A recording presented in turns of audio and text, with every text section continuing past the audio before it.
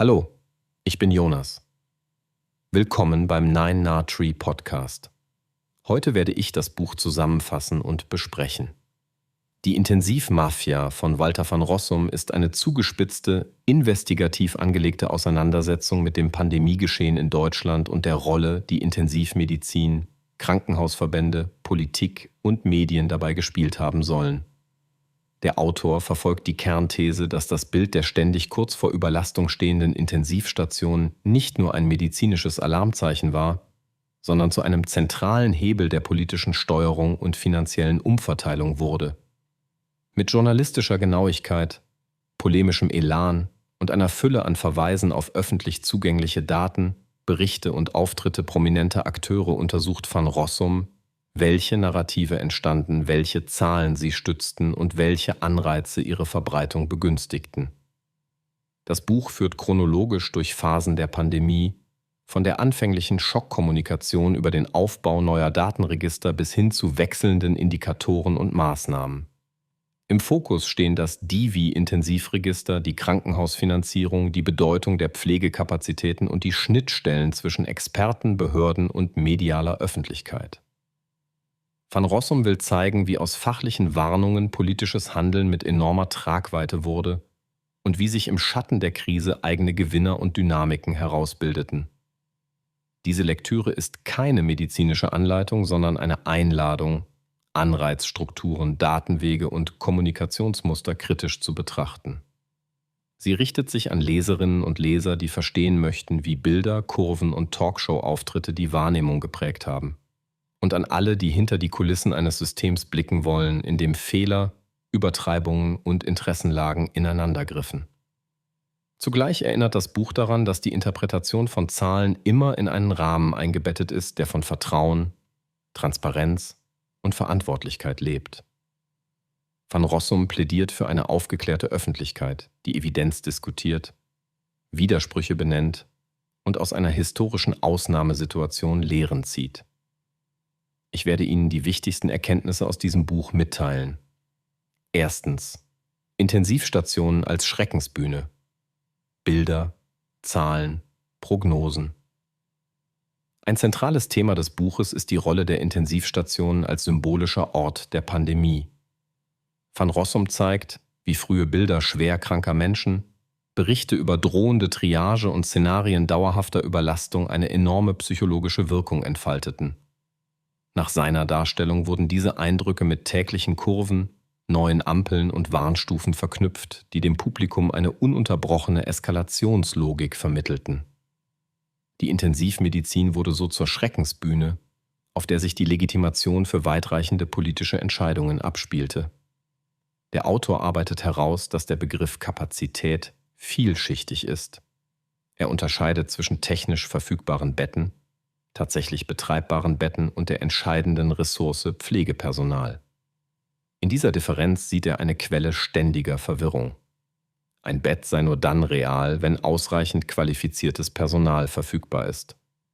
Gleichzeitig argumentiert van Rossum, dass die Kommunikation nach außen häufig nicht diese Komplexität spiegelte. Stattdessen hätten plakativen Spitzenwerte und Warnungen dominiert, während Hintergrundfaktoren wie saisonale Effekte, regionale Unterschiede und Verlegungsstrukturen zu wenig erklärt wurden. Ein weiterer Baustein ist die Diskussion der Prognosen. Van Rossum beschreibt, wie Modellierungen, die naturgemäß unsicher sind, in der öffentlichen Debatte oft als harte Wegweiser fungierten. Der Autor legt nahe, dass Worst-Case-Varianten besondere Beachtung fanden und die Risikowahrnehmung dauerhaft nach oben verschoben. Er zeigt, wie Kennzahlen wechselten, Schwellenwerte angepasst und neue Indikatoren eingeführt wurden, wodurch sich die Aufmerksamkeit immer wieder auf ein drohendes Kippen der Lage richtete.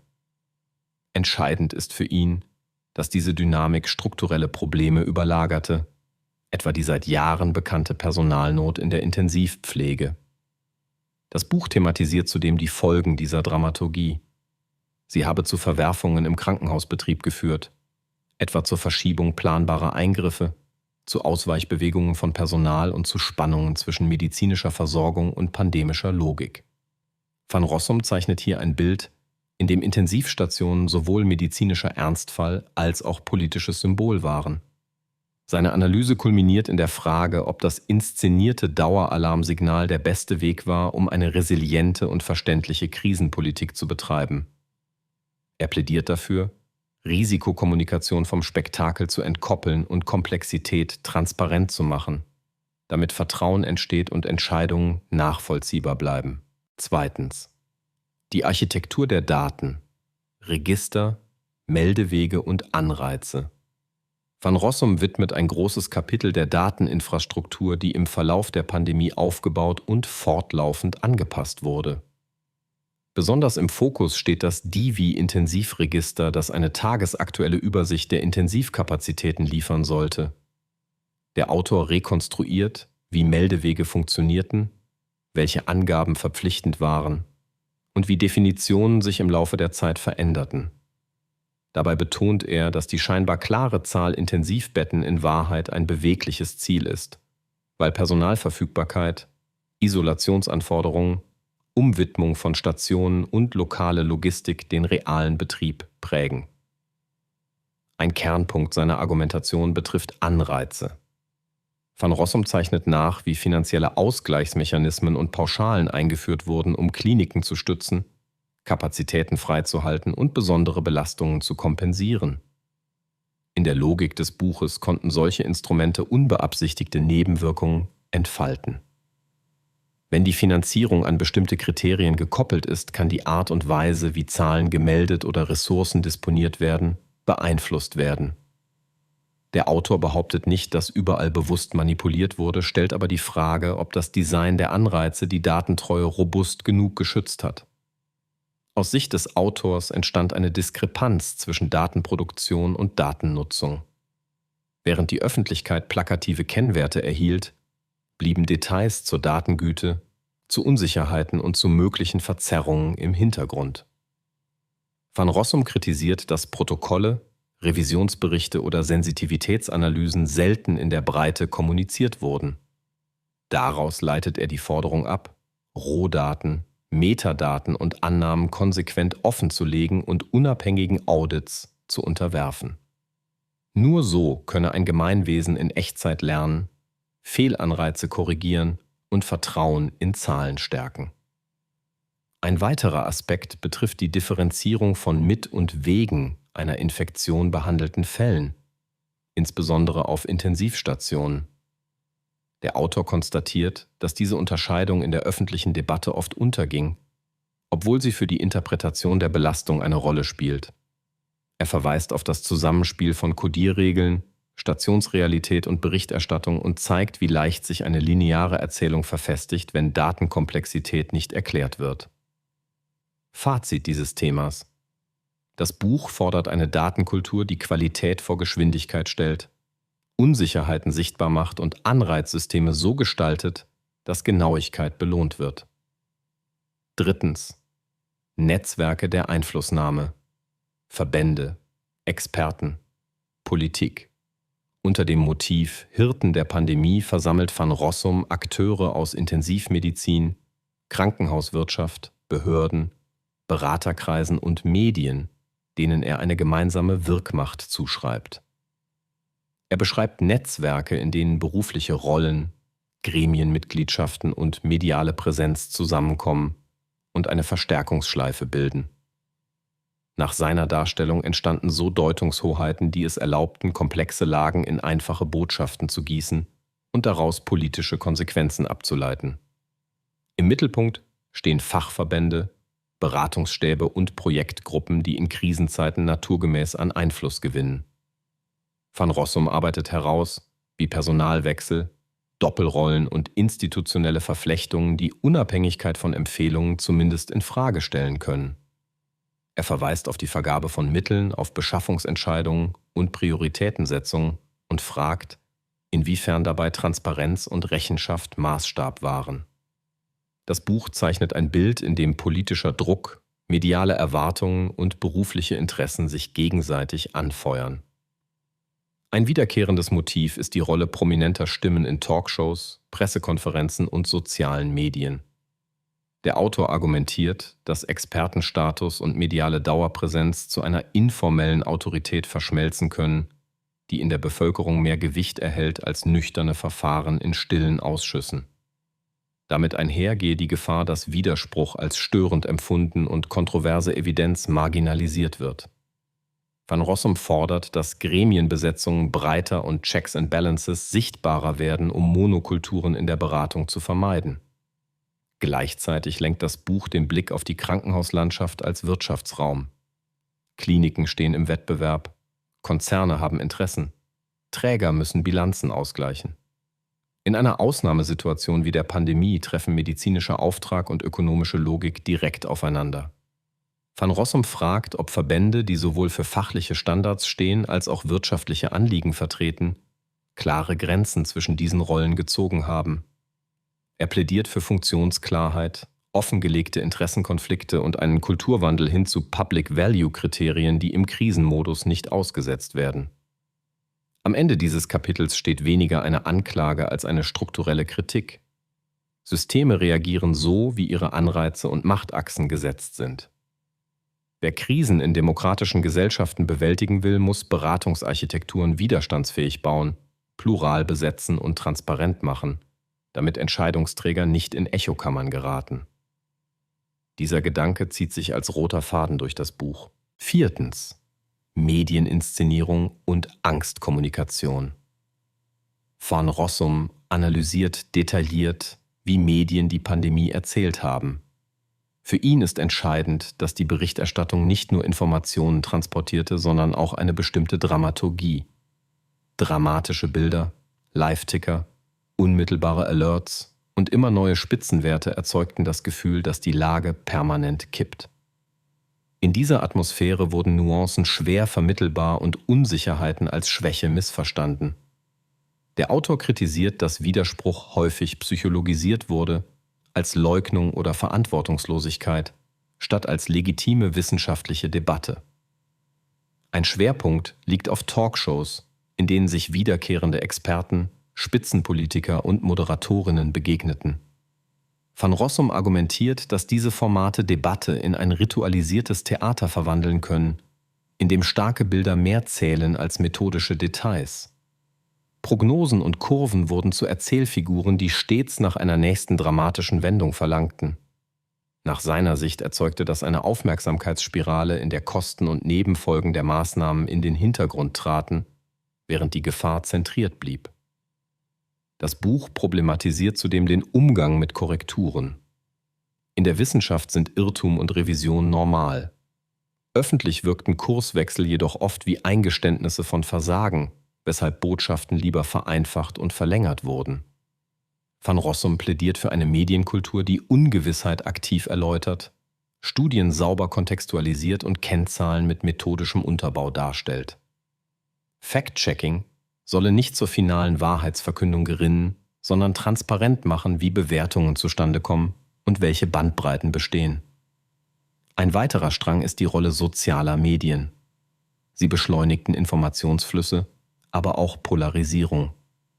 Der Autor beschreibt, wie dort Narrative verstärkt, Gegenstimmen etikettiert und Gemeinschaftsidentitäten um Haltungen zu Maßnahmen gebildet wurden. Zwischen Alarmismus und Abwehrhaltung wurde die Mitte kleiner.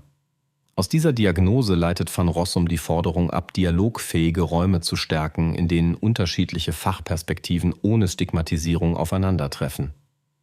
In Summe zeichnet das Buch ein Medienökosystem, das unter hohem Druck eine moralisch aufgeladene Krisensprache pflegte. Van Rossum fordert keine Gleichgültigkeit, sondern eine balancierte Risikokommunikation, die Menschen nicht paralysiert, sondern handlungsfähig hält.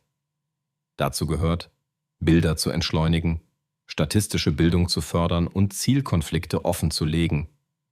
Nur so kann eine Öffentlichkeit entstehen, die Entscheidungen trägt, weil sie versteht. Schließlich Folgen, Verantwortung und Reformvorschläge. Im Schlussteil bündelt Van Rossum die gesellschaftlichen und institutionellen Folgen, die aus seiner Sicht aus dem Zusammenspiel von Intensivnarrativ, Datenarchitektur, Netzwerken und Medieninszenierung entstanden. Er beschreibt Belastungen für Patientinnen und Patienten, deren Behandlungen verschoben wurden, und für Pflegekräfte, die zwischen Überlastung, Umorganisation und öffentlicher Erwartung arbeiteten. Zudem thematisiert er die Erosion von Vertrauen, wenn Botschaften nicht zusammenpassen, Regeln häufig wechseln und Widersprüche unaufgearbeitet bleiben. Van Rossum argumentiert, dass Grundrechtseingriffe und massive wirtschaftliche Eingriffe eine besonders robuste Begründungskultur verlangen. Wenn diese Kultur von Alarmrhetorik überlagert wird, wächst die Gefahr, dass Legitimität leidet. Er fordert deshalb institutionalisierte Mechanismen der Rechenschaft, etwa regelmäßige unabhängige Wirkungsanalysen von Maßnahmen, transparente Entscheidungsprotokolle und strenge Offenlegungspflichten bei Interessenkonflikten. Für die Intensivmedizin plädiert er für klare Metriken, die Pflegekapazitäten explizit berücksichtigen, und für Förderinstrumente, die Langfriststabilität statt kurzfristiger Mengensignale belohnen. Ein besonderes Anliegen gilt der Datenreform. Das Buch skizziert Bausteine einer offenen Dateninfrastruktur mit standardisierten Definitionen, dokumentierten Unsicherheiten und auditierbaren Prozessen. Daten sollten so veröffentlicht werden, dass unabhängige Forscher, Journalisten und Bürger deren Qualität prüfen können. Dazu gehört die Ende-zu-Ende-Transparenz von Erhebungen, vom klinischen Alltag bis zum Dashboard. Van Rossum sieht darin einen Hebel, um in Echtzeit zu lernen und Vertrauen wieder aufzubauen. Auch die Medien haben in dieser Perspektive eine Schlüsselfunktion. Der Autor empfiehlt fortgeschrittene Statistikkompetenz in Redaktionen, transparente Korrekturkulturen und Formate, die Kontroverse ermöglichen, ohne sie zu skandalisieren. Expertendebatten sollten multiperspektivisch kuratiert werden, mit explizitem Raum für Minderheitenpositionen, solange sie methodisch begründet sind. So entstünde eine Öffentlichkeit, die zwischen Warnung und Panik unterscheiden kann. Schließlich denkt der Autor über die politische Steuerung nach. Krisenstäbe brauchen klare Mandate, Vielfalt in der Beratung und zeitgebundene Vollmachten mit Ex-Post-Evaluationspflicht. Fördermittel sollen in Pflegebildung, Personalbindung und Resilienz fließen, statt starre Kapazitätsmetriken zu belohnen. Van Rossum betont, dass die Fehlerkultur kein Zeichen von Schwäche, sondern von Stärke ist. Wer Verantwortung übernimmt, muss Irrtümer aufarbeiten können, um besser zu werden. Die Leitidee des Buches lautet entsprechend, dass eine lernende Demokratie in der Lage ist, aus einer Ausnahmesituation die richtigen Korrekturen abzuleiten, wenn sie Macht, Zahlen und Narrative transparent macht.